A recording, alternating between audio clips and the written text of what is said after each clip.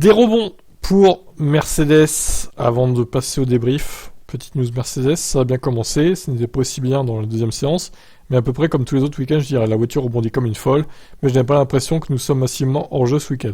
On est encore probablement à une seconde ou quelque chose comme ça, mais ils vont juste continuer à travailler dessus.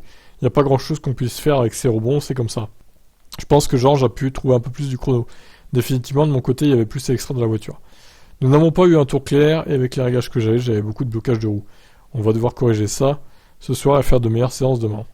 La course de Singapour est déjà décrite comme l'épreuve la plus difficile du calendrier. Hamilton a ajouté « Je me suis définitivement senti un peu déshydraté après cette séance, j'avais très chaud.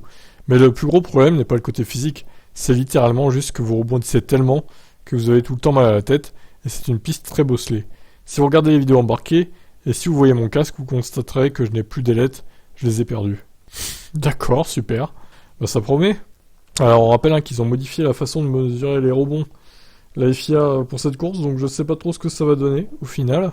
Mais il semblerait que Mercedes a encore de gros problèmes avec les rebonds, et que ce problème ne se règle pas, en fait, tout simplement. Même si la voiture va un peu plus vite en termes de perfou qu'en début de saison, il y a toujours ces putains de rebonds là. Donc ça, c'est un vrai problème. Je vous laisse commenter.